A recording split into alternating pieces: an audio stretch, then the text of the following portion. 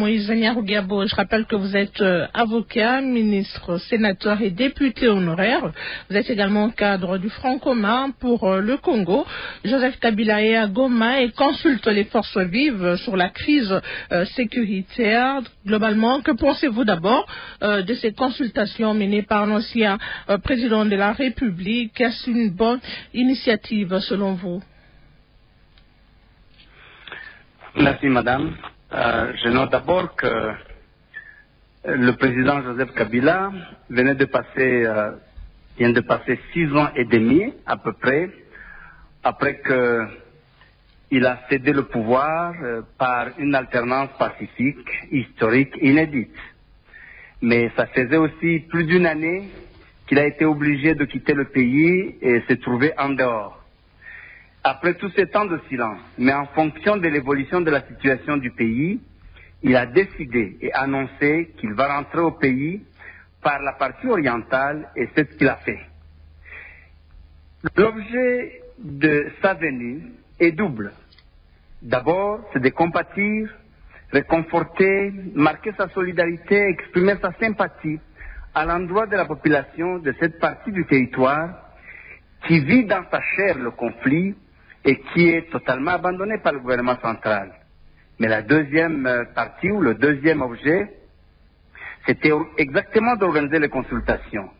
En plus de ce que vous avez cité, il a déjà consulté la FEC, les hommes et femmes d'affaires, le secteur privé, il a consulté la jeunesse, toutes les structures de la jeunesse, mais aussi il a eu une séance de travail avec la coordination de l'Alliance Fleuve Congo, AFC M23 et Twirwaneho.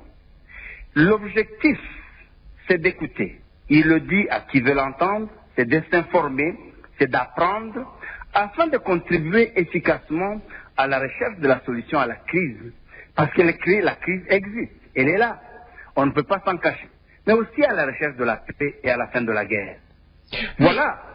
En quelques mots, l'objectif de ces consultations. Alors, quelle est la légitimité de Joseph Kabila à mener de telles consultations aujourd'hui, compte tenu des accusations portées contre lui? Là, vous posez deux questions, madame. La première, c'est de la légitimité. J'ai juste besoin de savoir, pour parler avec la population, on a besoin d'un mandat particulier. On a besoin d'une légitimité particulière. Il parle avec ses compatriotes. Moi-même, quand je descends dans ma province ou dans les circonscriptions où j'ai été élu plusieurs fois, je parle avec toutes les couches de la population, a fortiori un ancien président de la République. Mais la deuxième question, vous parlez des accusations. Les accusations, il faut poser la question aux accusateurs. Nous suivons aussi dans les médias, dans les réseaux sociaux, qu'il y a des accusations allant jusqu'à lever les immunités et même d'organiser des procès. Il faut poser la question aux accusateurs. C'est eux qui savent pourquoi ils accusent et sur base de quoi. Parce que vous avez parlé aux personnes consultées, toutes vous disent qu'il n'a parlé que de la paix. Mais pourquoi il n'est pas venu parler de la paix, par exemple, à Kinshasa? Il a préféré revenir au pays par la province orientale. Deux éléments de réponse, madame. Le premier, il est libre de rentrer au Congo par la partie de son choix. Personne ne l'oblige à passer par Kinshasa. Il pouvait passer par l'Ituri, il pouvait passer par Kalemi. Il a choisi de passer par Goma. Donc, deuxième élément de réponse. Ou, mieux que Goma, on peut parler de la paix et de la guerre d'ailleurs, ou mieux que là où se passent les événements, à Kinshasa. Ceux qui interviennent disent que la guerre se trouve à 2000 kilomètres. Et exactement lorsque vous suivez comment le gouvernement réagit, les décisions qui se prennent, les acteurs politiques, la guerre se trouve à 2000 kilomètres, ce n'est pas leur affaire. Et c'est d'ailleurs comme ça qu'ils s'y intéressent le moins, sauf dans les déclarations. Alors, lui a choisi de venir sur le terrain, là où se passe la guerre, là où se passe le conflit, non seulement pour encourager cette population, mais aussi parler à cette population parce que qui d'autre peut comprendre et expliquer cette crise que cette population qui la vit au quotidien. Ceux qui vivent à 2000 km réfléchissent comme s'ils suivent le conflit de l'Ukraine et des autres parties du monde qui suivent dans les médias. Donc, il n'y a aucune loi qui l'interdit de visiter une province et de parler avec la population. Alors, puisqu'il est, il est venu pour parler avec ses compatriotes, comme vous l'avez dit, il est venu pour aider à trouver des solutions à la crise sécuritaire que traverse le pays aujourd'hui. Vous l'avez souligné en début de votre intervention qu'il a rencontré la FCM 23.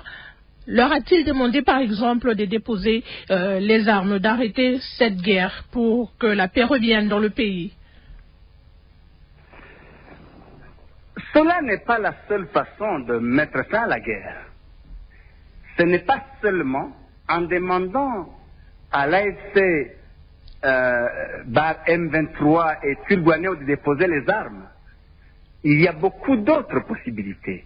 Les questions, ils ont ils ont fait une seule séance de travail et ils ont promis de continuer. Les réflexions vont continuer. Peut-être on rendra public les résultats de leurs entretiens dans les séances qui vont venir. Mais pour l'instant, je voulais simplement dire que la solution ne réside pas seulement dans le fait de ce mouvement de déposer les armes. Il y a beaucoup d'autres possibilités. Il y a le dialogue et d'autres. Alors, Maître Moïse Nyarugabo, à qui va-t-il remettre les conclusions de ces consultations? Va-t-il les garder pour lui ou il va rendre compte à quelqu'un, à une institution? Dans son discours qu'il a prononcé le 23 mai, il a donné une proposition, une sorte de plan de sortie de crise. Mais après les consultations, il va élaborer, peut-être revoir ou améliorer le plan de sortie de crise qu'il va proposer parce qu'il aura eu suffisamment d'éléments du terrain, peut-être qu'il lui manquait, en plus de ce qu'il a déjà dit, il va élaborer son plan d'action et il va le rendre public naturellement. On vous garde encore dans cette émission, Maître Moïse Nyarugabo, le temps pour nous de donner la parole à Maître Michel Linguepo, qui est sénateur, élu de la Mongala, cadre du MLC, parti membre de l'Union sacrée de la Nation. Maître Linguepo, que pensez-vous de ces consultations que l'ancien président Joseph Kabila est en train de mener à Goma au Nord Kivu? Merci de la parole, madame. Après analyse de plusieurs mouvements de l'ancien président Joseph Kabila et de ses interventions, moi je conclus que c'est une diversion. C'est une diversion, pourquoi? Parce que l'ancien président a un objectif fixe, c'est celui de revenir au pouvoir. Il a un objectif politique et militaire. Donc, nous ne pouvons pas en fait nous laisser distraire par cet exercice-là de consultation, alors que les objectifs fixés, réels, sont ailleurs. Il faudra que le peuple congolais en fait en puisse en savoir. Je vais en fait vous expliquer. Tout à l'heure là, je suivis l'honorable Moïse vous dire que l'ancien chef de l'État est rentré à Goma pour compatir avec la population et ensuite est consulté. L'ancien chef de l'État en rentrant à Goma, est-ce que vous les avez vus aller visiter en fait les familles des morts ou aller se rendre à l'hôpital, visiter des milliers de personnes qui se trouvent là-bas? Jamais. Pour comprendre que son objectif c'est politique. Il doit passer dans chaque famille où il y a... Non, mais nous avions, quand vous dites que vous allez quelque part pour compatir avec la population, il y a eu des victimes dans cette partie de la République. Vous comprenez? Donc, dans ce mouvement, il n'est pas allé vers la famille des victimes. Je ne dis pas toutes les familles, non. Mais il y a manière de les organiser. Mais toutes les personnes qu'il a rencontrées, toutes ces structures qui sont venues vers lui, vous pensez qu'il y a des gens qui n'ont pas... Pensez-vous qu'il n'y a pas des gens qui ont perdu leurs membres de famille dans cette guerre? Non, mais ils sont allés là-bas, c'est pas pour de l'essence de compassion. C'est lui qui est victime. On va vers lui pour compatir à sa situation. Vous n'allez pas vers quelqu'un qui n'est pas victime. C'est ça en fait le problème. Ça, il faut que le peuple congolais puisse en savoir. L'objectif de l'ancien chef de l'État, c'est de revenir au pouvoir. Il faut que nous le disions très clair. Et il est allé là-bas parce qu'il est l'acteur principal de tout ce qui se passe à l'Est. Je pèse bien mes mots. Et parce qu'il veut Vous avez des preuves. Mais je vous dis, il y a des indicateurs qui ne se trompent jamais. Lesquels, par exemple? Je vous donne un cas concret. Je vous donne un cas concret. Vous savez que pendant plus de 3 décennies, que la RDC subit en fait des agressions récurrentes de la part du Rwanda. Depuis qu'il était au pouvoir, c'est maintenant que nous sommes au courant de certaines réalités. Parce que Dieu aime bien le Congo et parce que c'était don béni du Congo. Donc c'est maintenant que nous découvrons beaucoup de choses. Comme quoi, par exemple? Lorsque l'ancien chef de l'État arrive, il tient d'abord, avant d'arriver à Goma, il tient son discours sans même en fait compatir aux milliers de Congolais qui sont décédés à Goma. On a reproché ça aussi à l'actuel chef de l'État. Hein, non, dans certains de ses discours. Ici, nous parlons de l'ancien chef de l'État, de ses consultations. Et moi, je m'en vais parce que l'honorable Moïse a soulevé le problème selon lequel il est allé là-bas pour compatir à la population. C'est là. Si vous voulez qu'on en parle du président, on en parlera. Mais je suis entré ici, le Sija, c'est l'ancien chef de l'État qui est à Goma, qui est allé en fait compatir avec les compatriotes qui sont là-bas. Et nous avons perdu plus de 3000 Congolais. Là-bas, vous n'avez jamais, en fait, dans ces mouvements, voir qu'il a rassemblé en fait les familles de victimes, ni se rendre à l'hôpital, ni même s'incliner devant des tombes là où on a enterré ces gens-là. C'est pourquoi je vous dis que la raison, il est là-bas pour se repositionner politiquement. Pour se repositionner politiquement et militairement. Et d'ailleurs, pour se rendre compte, il va dans des camps de militaires. C'est pourquoi je suis en train de vous dire pour voir comment les militaires s'entraînent. Donc l'objectif, c'est politique et militaire et comment y faire pour revenir au pouvoir. Et monter le peuple congolais à tout prix. C'est ça, il faut que nous puissions le dire. Tout ce qu'on est en train de nous dire ici, il est libre. Oui, il est libre.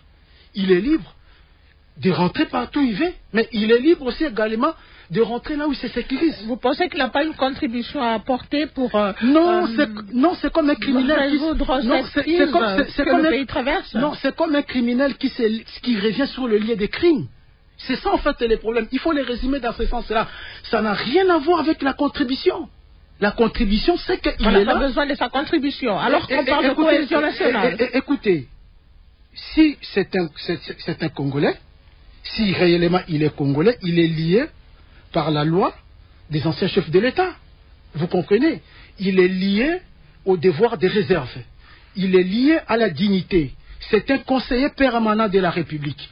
Et nous, au niveau du Sénat, lorsque nous avons élaboré le règlement intellectuel et le règlement intérieur qui est en vigueur aujourd'hui, nous avons fait de lui une obligation morale. Vous comprenez? Et cette attitude-là, c'est pour la première fois depuis que le monde a été monde, qu'on voit un premier président élu, puisse en fait s'être transformé en un financier de la rébellion pour offusquer les intérêts de son peuple et pour maquiller. Il dit non, je vais là-bas pour compétir. Et quand il arrive, c'est beaucoup plus les champs des entraînements des militaires qui l'occupent. Et ce n'est pas les tombes des victimes, ce n'est pas les familles des victimes. Donc c'est une diversion. L'objectif, c'est de repositionner. Comment faire par tous les moyens reconquérir le pouvoir en RD Congo et soumettre le peuple congolais dans un état insupportable. Alors, il y a un auditeur, John Ilunga, qui nous écrit depuis Bukavu Sud Kivu, qui dit ceci: la présence de Joseph Kabila Goma et les consultations menées par lui sont salutaires. C'est un peu comme tout Congolais qui, depuis l'avènement des troubles dans la partie est de la RDC, veut proposer des solutions, un peu comme la démarche de la SENCO-SCC. Par ailleurs, Joseph Kabila a choisi favorablement de répondre à l'invitation. Joseph Kabila a choisi favorablement de répondre à l'invitation du régime en place de le voir présent au pays et s'impliquer dans la résolution des conflits dans la partie est de la RDC. Le chef de l'État a appelé tous les Congolais. Je suis en train de dire aux compatriotes que c'est vrai, que nous voulons que le dialogue ait lieu pour nous permettre d'échanger sur des questions qui nous divergent, d'ailleurs mises en place par l'ancien chef de l'État, qui tente en fait de se faire transformer en un sapeur-pompier, alors que d'une manière ou d'une autre, il est responsable quelque part. Donc, qu'on ne nous laisse pas, qu'on ne laisse pas traîner le peuple congolais dans ces discours-là, que je suis artisan de la paix, je suis ceci, c'est faux, je vais là-bas pour... Je suis en train de vous dire ici, madame. Mais quelqu'un qui va à Goma pour compatir avec le peuple congolais, avec le peuple, il ne va même pas organiser en fait une visite avec les familles victimes. Il ne sera même pas dans des tombes des victimes. Il n'ira même pas dans des hôpitaux jusqu'aujourd'hui pour visiter les victimes. Même pas dans son discours, un mot pour compatir avec ces victimes en question. On se moque de qui, madame? Merci, maître Michel Linguepo, Trésor Kibangula. Vous êtes analyste politique et directeur du pilier politique à Ebouteli. Votre lecture par rapport aux consultations menées par l'ancien président Joseph Kabila. Merci beaucoup, Madame Kelly. C'est vrai qu'aucune loi aujourd'hui n'interdit à Joseph Kabila de rentrer au pays par la partie orientale, comme Maître Moïse Nyarugabo l'a dit. Mais en politique, le lieu d'où l'on parle, et en l'occurrence le lieu d'où l'on consulte, compte quand même. Et quand ce lieu est commun, aujourd'hui, Bastion du M23 et zone sous contrôle notamment de troupes rwandaises, il faut bien s'interroger pourquoi on consulte là-bas, avec qui, pourquoi faire et dans quelles conditions. Pour répondre directement à votre question, je pense qu'il y a 3 éléments majeurs à souligner, selon moi, pour comprendre ces consultations de l'ancien président. Le premier élément, c'est que Joseph Kabila ne consulte pas dans un cadre neutre. Il est fait dans un espace où l'autorité de l'État est contestée, dans un espace où les rebelles occupent le terrain, et c'est dans un espace où les troupes rwandaises ont chassé l'armée congolaise. Celle-là même qu'il a commandé pendant près de 20 ans en tant que commandant suprême des FARDC. Donc c'est un choix qui peut être considéré comme un acte politique en soi, c'est pas seulement symbolique. Et je pense qu'au-delà d'aller, comme a dit Maître Nyarugabo, compatir avec la population, je pense que c'est aussi une tentative de l'ancien président de procéder à une sorte de réconfiguration de rapport de force. Deuxième élément, je pense que Kabila consulte à Goma et c'est quand même surprenant qu'il ne condamne rien. Je n'ai pas entendu des mots jusque-là sur l'exaction du M23, aucun mot sur la présence des troupes rwandaises, alors que c'est autorisé par les Nations Unies, par les organisations non gouvernementales. On n'a pas entendu aussi des mots de condamnation sur les contre les civils. Trésor Kibangula, on a un petit souci avec votre ligne téléphonique. Essayez de bouger pour améliorer la qualité de la ligne. Alors, je vais essayer de... Voilà, c'est bon. Est-ce que vous m'entendez mieux? Oui, ça va mieux maintenant. Voilà, donc je disais aussi qu'en même temps, lorsqu'on constate qu'il n'y a pas de condamnation de ce qui se passe à l'Est de la part de notre chef de l'État, il a tenu quand même récemment un discours très offensif contre le régime de Kinshasa, qualifiant les pouvoirs en place de tyrannie. Donc moi je constate quand même là un double standard et c'est très difficile avec ces doubles standards de continuer à prendre un rôle de celui qui consulte. Donc il ne pourra pas rester indéfiniment sur ses fils. Il devra quand même que Kabila puisse clarifier sa posture parce que je pense que cette ambiguïté affaiblit la portée morale et politique de sa démarche. Alors, Trésor Kibangula, voilà, le chef de l'État, l'ancien président de la République, Joseph Kabila, est en train de consulter. Pensez-vous que ça pourrait avoir, ces consultations pourraient avoir un impact sur la situation sécuritaire dans la partie est de la RDC? C'est très difficile à entrevoir parce que le président lui-même est resté, l'ancien président lui-même est resté assez flou sur le but de ces consultations. Vous avez posé la question à Maître Nyarugabo sur le destinataire final des résultats de ces consultations. Mais je pense aussi que comme la crise politique interne, certains la situe en 2018 avec les villes politiques entre Joseph Kabila lui-même et le président actuel Félix Tshisekedi. Kabila, lui, situe cette crise en 2020, avec le renversement de la majorité parlementaire et l'explosion de la coalition FCC-GAS.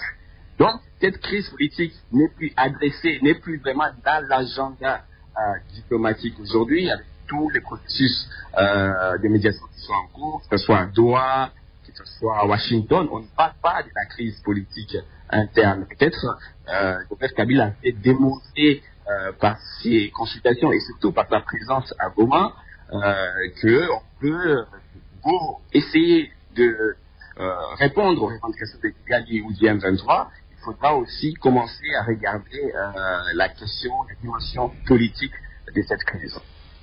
On va ouvrir le standard pour donner la parole à ces nombreux auditeurs qui nous suivent de partout en RDC et même en dehors du pays. Vous êtes très très nombreux à nous suivre sur la FM et même sur les réseaux sociaux, Facebook, X et YouTube. Merci beaucoup. On va prendre cet auditeur de Kinshasa qui est en ligne.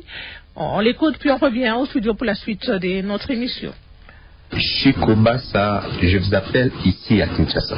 Le peuple congolais ne peut rien attendre de ces consultations, vu que la plupart des groupes que le président honoraire a consultés, par exemple, les professeurs d'université, l'association des mamans, les chefs traditionnels et j'en passe, ne sont pas en réalité à la base de cette rébellion que nous déplorons. Je pense que si le président honoraire était venu avec l'idée de chercher la paix pour notre pays, il ne devrait pas s'arrêter qu'au niveau de l'Est du pays. Il devait élargir ses consultations jusqu'au niveau de Kinshasa, voire même aux pays qui sont en train de combattre notre pays.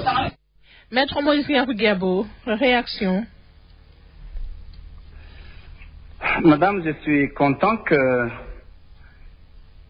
j'ai pour co-débatteur un sénateur. Un membre du Sénat qui, sur base des rumeurs, a pris des décisions de lever les immunités du sénateur à vie, sans aucun élément, sans aucune preuve. Et ça continue. Il n'a rien dit sur les troupes rwandaises. Dans son discours, il a demandé que toutes les troupes étrangères quittent la RDC. Et il le dit au cours de chaque consultation. Il a visité les camps militaires. Jamais. Je mets quiconque au défi de le prouver, même le sénateur qui est en ligne. Il est financier des rébellions, aucune preuve. Il n'a pas compati, même dans le discours. Je réalise que le sénateur n'a pas lu le discours. Que de procès d'intention. Il n'a pas rencontré les victimes. Attendez, toutes les populations que nous rencontrons, il y a des parents, des amis, des frères, des sœurs, des victimes. Et nous en parlons. Alors, moi je participe à ces consultations. Alors, que de procès d'intention. Nous avons des preuves et des aveux du championnat de détournement que le régime en place est en train de faire. Mais qu'eux prouvent que le président Kabila a financé la rébellion. Qu'il prouve. On dit, on sait, il veut revenir au pouvoir, c'est de la diversion. Tout ça, c'est des discours en l'air. Lui il parle paix. Et vous dites, il veut, c'est la diversion. Sur base de quoi? Juste, nous connaissons les objectifs réels. Donnez-les. Donc je voulais simplement dire, le président de la République avait promis de venir habiter à Goma, et même qu'il était prêt à mourir pour la paix. Il n'est jamais venu, même avant que Goma ne tombe. Celui qui vient rendre visite aux victimes, qui vient parler à cette population. Jamais. Il n'a jamais rendu visite. S'il vous plaît, maître. C'est moi qui parle. Allez-y, vous avez la parole. On veut le condamner à mort. Donc je voulais simplement dire, je demande au gouvernement de réfléchir par deux fois. Accuser, c'est trop facile. Manipuler la justice, c'est trop facile. Mais trouver quand même des éléments, c'est honteux ça. Mais l'auditeur de Kinshasa demande pourquoi... Le sénateur a reconnu, j'en viens madame, le sénateur a reconnu qu'il a le droit d'aller où il veut au pays. Et lui a choisi de venir par Goma. Et il n'a pas dit qu'il va se limiter à Goma. Même les consultations, il peut continuer, il peut aller dans d'autres villes, il peut aller dans d'autres provinces. C'est son droit. C'est lui qui organise son calendrier. C'est lui qui sait où il commence, par où il va poursuivre et par où il va arrêter. Pourquoi vous êtes impatient? La question c'est pourquoi Goma? Pourquoi pas Kinshasa? Pourquoi pas Congo central? Pourquoi pas le Kasaï? Ah non, justement la même question se poserait. S'il avait commencé par le Kasaï, on poserait la question pourquoi Kasaï et pas Goma? S'il avait commencé par Kinshasa, mais Goma c'est une province qui n'est pas sous contrôle du gouvernement. Attendez-moi. Pourquoi Kinshasa et non Goma? Pour deux raisons. Goma est mieux que Kinshasa que Kasaï. La première raison, c'est que Goma, c'est là où il y a la guerre. Pourquoi on va aller chercher la solution là où il n'y a pas la guerre, alors que personne n'arrive là où il y a la guerre? Comment on va le faire? Et à Kinshasa, on va aller consulter qui? Le gouvernement? Pourquoi le gouvernement n'arrive pas à Goma? Pourquoi le gouvernement ne va pas à Bukavu? Deuxième raison, justement, nous avons l'impression que le gouvernement a déjà balkanisé le pays. Quand le gouvernement décide de déconnecter les banques locales du réseau bancaire national, quand le gouvernement décide d'inscrire l'aéroport de Goma sur la liste noire pour qu'il ne soit pas utilisable, on sanctionne qui? Est-ce qu'on pense à la population de Goma? Est-ce qu'on pense à la population de Bukavu? Est-ce qu'on considère que ces populations appartiennent encore à l'espace Congo? Donc, il y a beaucoup de raisons qui ont fait que le président Kabila choisisse de commencer par Goma. Et il a fait mieux que le gouvernement central, qui a abandonné cette population, qui est en partie de la punir. Martin, je vais vous donner la parole, maître, ne vous inquiétez pas. Martin Fayoulou s'est adressé au président honoraire Joseph Kabila aujourd'hui. Je vais reprendre ses propos. Monsieur Kabila, aucune raison, même stratégique, ne saurait justifier une collaboration avec ceux qui déchirent notre pays. Quitter Goma, cette ville martyre, aujourd'hui occupée avec la complicité des forces ennemies.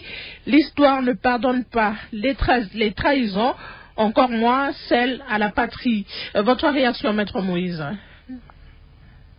Ma réaction est très simple. On quitte Goma et on quitte avec la population?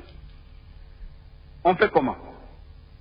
Et donc, ce qui les intéresse, c'est que le président Kabila quitte Goma. Et la population, les millions de Congolais qui sont à Goma, au nord Kivu, au sud Kivu, et on en fait quoi? Vous les avez vendus, vous les avez sacrifiés? La réponse, c'est celle-ci. Mais c'est lui qui apporte la solution. C'est lui qui vient avec la solution. Je dis ceci, Monsieur Martin Fayoulou, venez à Goma et tous les autres dans cette ville martyre justement pour qu'on s'assied ensemble, qu'on réfléchisse et qu'on trouve des solutions. On va prendre... Parce que de Kinshasa, la solution n'est jamais venue. Et on a l'impression qu'ils ont totalement abandonné, ils ont coupé court avec la province du Nord Kivu, au moins Goma et les autres provinces. On va prendre à présent cet autre auditeur qui nous appelle depuis Mbuji-Mayi, Kasai oriental. C'est Maître Théo Mbouyi depuis la ville de Mbuji-Mayi dans la province du Kasaï oriental. À mon avis, les consultations initiées par le président de la République honoraire devraient interpeller au plus haut point le régime en place, dans la mesure où c'est ce que ce régime devrait normalement faire avec l'ensemble de la classe politique pour juguler la crise interne, écouter chaque personne et tirer les leçons de l'expérience. Il a gardé silence pendant longtemps et tout le monde s'inquiétait. Maintenant qu'il parle et qu'il consulte, cela gêne certains citoyens. En tant que l'ancien président de la République, il a certainement son rôle à jouer pour le retour de la paix. Et son successeur devrait saisir cette opportunité pour appeler la classe politique autour de l'initiative des évêques de la Senko pour faire taire les divergences internes et arrondir les angles, car tous, nous voulons la paix totale dans notre pays. Merci. Maître, réaction. Maître Linguepo, on a 2 maîtres dans l'émission. Merci beaucoup, madame. Merci beaucoup, madame. J'ai suivi avec intérêt l'honorable Moïse Nyarugabou. Est-ce qu'on pouvait commencer par la réaction de l'auditeur et ensuite... Non, ça dépend de vous. Hein. Non, en fait, moi, avec l'auditeur, en tout cas, je comprends sa bonne volonté. Mais il doit savoir qu'il est en face de quelqu'un qui a quitté les pouvoirs et qui tient à tout prix à revenir au pouvoir. Selon vous? Selon moi. Et les éléments sont évidents. Donc, et c'est pas pour rien qu'il est allé là-bas. C'est pas pour rien, madame. Je pèse bien mes mots. Donc sa présence n'est pas importante. C'est pas nécessaire. En fait, on savait tout ça. Nous étions au courant que c'est lui qui organise tout ça. Nous étions au courant que c'est les maîtres. Je vous ai dit ici, c'est un criminel qui revient sur le lieu du crime. Donc, c'est ce qui est dit. Utilisez-le pour trouver des solutions. En fait, avec lui. Il faut pas compter. Je vous dis, ça c'est mon humble avis. J'espère qu'avec Kabila, on n'aura pas une paix sincère dans ce pays, parce que c'est un monsieur qui veut faire du Congo un royaume, où lui deviendra roi, son épouse deviendra peut-être roi, je ne sais pas rien, lui c'est qui, je ne sais pas, moi, et après lui, ce sont ses enfants, c'est son empire et tout consort. Ça c'est d'intention. En tout cas, les éléments à ma possession font état que c'est quelqu'un qui a quitté le pouvoir, mais qui tient toujours à revenir quand vous voyez cet acte et ces mouvements. Et quand en quittant le pays, vous savez de la manière dont il a quitté le pays. Mais je voudrais rappeler à l'honorable Moïse Nyarugabou ceci. Quand il dit que le Sénat a levé les immunités sur base des rumeurs, non. Le Sénat n'a pas levé les immunités sur base des rumeurs. Le Sénat a été saisi sur base du réquisitoire. Après les informations fournies par l'auditeur général, c'est sur base de ces éléments-là que le Sénat a autorisé la levée des immunités. Il revient, en fait, à ce qui s'appelle, c'est lui qui s'appelle l'artisan de la paix, d'aller se justifier devant la justice. Il doit aller se justifier, prouver son innocence. Ce n'est pas, le Sénat n'agit pas sur base des rumeurs, mais sur base des éléments. Et la justice ne peut pas s'arrêter devant le palais du peuple, parce qu'on a porté des immunités, qu'on doit empêcher la justice à faire son travail pour rendre l'État congolais faible et pour que vous puissiez en profiter pendant plus de 3 décennies. Il faudra qu'à un moment donné que nous puissions mettre fin quand même à cette histoire, M. Moïse Nyarugabou. Deuxièmement, parce que vous parlez de procès d'intention. Mais non, nous savons que Kabila est allé à Goma pour prendre ses responsabilités et les montrer aux faces du monde, parce que dans son discours dit, premier point, il faut à tout prix combattre la tyrannie. Et c'est lui, il va là-bas pour se montrer que je suis là, pour montrer exemple aux autres que je suis là pour combattre. Tout ce qui se fait, c'est la diversion. Quand vous parlez des problèmes d'aveu de détournement, mais nous n'avons aucune leçon à recevoir de vous, M. Moïse. Nous étions avec vous ici. Moi, j'étais personnel politique à l'Assemblée nationale. On sait de la manière dont le détournement a été organisé de manière réfléchie, délibérée et mise en application par le clan Kabila. Vous n'avez aucune leçon. Et ce n'est pas à vous de nous donner la leçon du détournement dans ce pays. Laissez les autres parler. Vous n'avez rien à reprocher au chef de l'État malgré la gouvernance, les failles de certaines choses dans la gouvernance. Ce n'est pas vous. Laissez aux autres de parler, M. Nyarugabou. Vous avez été pendant 18 ans au pouvoir. Vous savez de la manière dont vous avez organisé l'affaiblissement de l'État congolais pour que nous arrivions là où nous en sommes aujourd'hui. Ça nous choque parce que c'est une question existentielle. Il ne faut pas faire montre monde que nous voilà. Vous êtes plus congolais que les autres. Non. C'est parce que c'est la Goma, c'est votre lieu de prédilection. C'est là où vous créez tout ce que vous créez. Et nous en sommes au courant. Mais vous pouvez aussi vous rendre à Goma, Maître Linguepo. Qui vous empêche d'aller à Goma? Mais c'est devenu un autre pays ou c'est tout en RDC? Écoutez, nous sommes en guerre, madame. Nous sommes en guerre contre le Rwanda. D'ailleurs, vous allez savoir que Moïse Nyarugabou était ici avec nous. Depuis qu'il a commencé la politique, il n'a jamais condamné le Rwanda. Il n'a jamais dit un mot sur tout ce que le Rwanda fait au Congo. Donc en fait, ce sont les émissaires du Rwanda chez nous. C'est un régime qui savent que, après les élections, ils ne peuvent pas accéder au pouvoir, madame. Si nous organisons les élections de manière transparente dans ces pays, ces gens-là n'accéderont jamais au pouvoir. Leur problème... Ces gens-là, c'est qui? Ce sont les gens qui disent Goma, de Goma, les gens qui dirigent Goma, commençant par leur chef, l'ancien chef de l'État, qui n'a jamais été direct élu. Parce qu'en 2006, il n'a pas été élu. C'est mon président qui avait gagné les élections. Nous avons accepté l'inacceptable. En 2011, c'est Etienne. Et nous le savons. Et ils savent très bien que par la voie démocratique, ils ne vont pas accéder au pouvoir. L'accession au pouvoir, c'est les armes. Raison pour laquelle ils mettent les Congolais dans cette condition-là. Dire que non, on a balkanisé. Mais la balkanisation, madame, c'est leur mission qui date. Nous le savons. Ils sont là, ce sont les émissaires des ennemis des Congolais qui tiennent à la balkanisation du pays. Quand Kabila était aux affaires, il y avait pas, le pays n'était pas divisé, il y avait l'unité. Quelle unité vous nous parlez? Ben oui. L'unité déguisée. Madame, ne nous poussez pas à dire des choses que nous ne pouvons pas dire ça ici. Le pays, en fait, n'était pas en fait unifié de manière durable. Alors, tout a été mis en œuvre pour que l'État congolais ne puisse pas être stable. Alors, on va revenir sur les consultations, Maître Linguepo. Donc, on comprend pour vous que Joseph Kabila ne peut pas... il n'est pas indiqué. Il n'est pas indiqué. Il n'est pas la bonne personne pour venir faire des propositions. Oui. Voilà, on va prendre cet autre auditeur qui nous appelle depuis quelle province? Depuis Béni? Depuis Kisangani, voilà. Je suis Antoine Elombo Bolenza depuis la ville de Kisangani. Ce que nous avons besoin dans l'agir de l'ex-président, c'est de commencer d'abord à dire aux rebelles de quitter les zones conquises. La paix est absente dans ces régions suite à la présence des rebelles. L'initiative n'est pas mauvaise si l'intention corrobore avec les durs. À mon humble avis, je pense que l'ex-président doit dire à ses poulets, auteurs de la rébellion, notamment l'ex-président de la CENI, de cesser les tueries et de respecter les populations qui l'ont supporté, qui l'ont accompagné. Merci. Monsieur Trésor Kibangula. Oui, je pense que ce que l'auditeur essaie de dire, c'est un peu cette invitation à la classer, parce que c'est très difficile aujourd'hui de continuer à revendiquer ce rôle de quelqu'un qui consulte.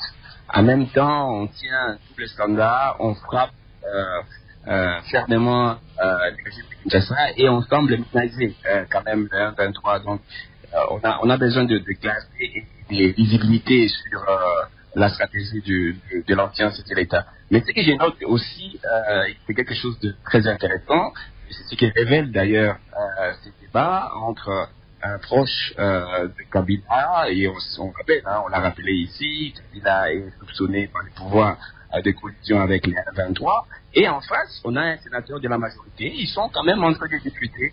Et on ne pouvait pas imaginer cette scène il y a encore quelques mois entre un représentant du M23 et quelqu'un de proche de ce qui dit. Cela révèle quand même l'état de notre système politique. C'est-à-dire on est dans un système sans contre-pouvoir, sans parole alternative, sans capacité à structurer un débat national. Et dans ce contexte-là, lorsqu'une voix émerge, une voix alternative émerge, même si elle est ambiguë, elle devient audible. Et c'est peut-être cela le plus dérangeant aujourd'hui pour le pouvoir actuel, c'est que ce n'est pas parce que Kabila consulte ou Kabila reparle, c'est parce que personne d'autre n'a su entre-temps imposer une parole nationale alternative. Je rappelle ici que au mois d'octobre, au mois de novembre, on parlait d'autres choses, de la crise sécuritaire, on parlait de la réforme constitutionnelle. Et aujourd'hui, parce que l'opposition était quasi inexistante, et aujourd'hui on a un début de quelque chose, une voie alternative, pouvoir en face, et ça peut beaucoup déranger. Alors, Trésor Kibangula, parce que nous tendons vers la fin de notre émission, on a suivi Maître Linguepo, le sénateur Linguepo, dire que la présence de Joseph Kabila à Goma, c'est pour essayer de se repositionner, se revenir au pouvoir. Est-ce que vous êtes d'avis ou vous pensez que sa présence pourrait apporter, pourrait aider à résoudre cette crise ou la crise que la RDC est en train de traverser? Je ne sais pas, mais je pense que Kabila essaie de jouer une partition.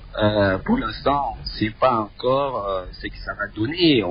Il ne lâche pas grand-chose. Il maîtrise sa communication. Voilà, l'élément de langage qui est véhiculé par son entourage, c'est qu'il consulte. Et comme je disais d'entrée de jeu, en politique, l'endroit d'où on consulte compte aujourd'hui. Et on note qu'il est à Goma, dans cette ville qui est sous contrôle du M23 et des troupes rwandaises. Donc c'est important aussi de le souligner. Et c'est le statut de quelqu'un qui cherche la sortie de crise, de peut-être crédible que si clarifie à l'opinion nationale réellement cette tension. Et pour l'instant, il est encore dans un stratégique peut-être, mais il ne pourra pas rester longtemps dans ces flux. Merci, Trésor Kibangula. On va considérer cela comme votre conclusion. Maître Moïse Nyarugabo, il y a Paulin Senga qui nous écrit depuis la province de la Chopo. Il vous pose la question de savoir quelle est la différence qu'il y a entre la rébellion du M23 que le sénateur Avi avait vaincue en 2013 et celle d'aujourd'hui. La différence, c'est que à un moment donné, il y avait un pouvoir organisé qui savait s'exercer. Le pouvoir actuel ne fait que affirmer des choses sans aucune preuve. Il a quitté le pouvoir, il veut revenir. Il tient à faire du Congo un royaume. Lui, il sera roi et puis sa femme reine. Je réponds, il est le seul à avoir cédé le pouvoir à moins de 50 ans dans cette région d'Afrique. Une alternance pacifique, inédite. Il vous a légué le pouvoir, cher sénateur, un pouvoir que vous êtes en train de brader. Vous dites que nous n'avons pas de leçons à vous donner. Je comprends. Même si on vous le donne, vous n'allez pas changer. C'est plus fort que vous. Mais je note que de mémoire d'homme, il n'y a jamais eu autant de détournements. C'est vraiment de la compétition. Vous dites qu'ils sont, ces gens-là, je ne sais pas de qui vous parlez, qui sont des émissaires du Rwanda. Ils n'ont jamais condamné le Rwanda. Vous qui condamnez, vous condamnez trop, n'est-ce pas? Et puis, je veux simplement vous dire que ce sont des jérémiades. Le pouvoir ne se plaint pas. Le pouvoir s'organise. Le pouvoir s'exerce. Si vous ne savez pas quoi en faire, ayez l'élégance de le déposer. Ce sera bon pour le Congo et pour les Congolais. Alors, en guise de conclusion, Maître Nyarugabo, je vais vous donner la parole, Maître Linguepo. En guise de conclusion, après l'étape de Goma, quel est l'agenda du président Joseph Kabila? En conclusion, le président Joseph Kabila a commencé ses consultations. Elles se poursuivent. Demain, il y aura d'autres personnes qui sont reçues. Et après-demain, et après, on va réévaluer. Il y aura une autre étape. Il y aura d'autres consultations, peut-être dans d'autres villes, peut-être même dans d'autres provinces. Et après, sur base de tout ce qu'il aura entendu, tout ce qu'il aura écouté, tout ce qu'il aura appris, il y va effectivement et efficacement contribuer à la recherche de la solution. Parce que visiblement, le pouvoir de Kinshasa ne sait plus quoi faire. Il est dépassé par les événements. Il faut que tous les Congolais s'élèvent, qu'on trouve des solutions. Si on laisse le gouvernement agir, il est dispersé. Tout le monde le sait et tout le monde le voit. Puisqu'on est dans la recherche de la paix, est-il prêt à rencontrer Félix Tshisekedi? Est-ce qu'il a déjà refusé de le rencontrer? Est-ce qu'il a déjà refusé de le rencontrer?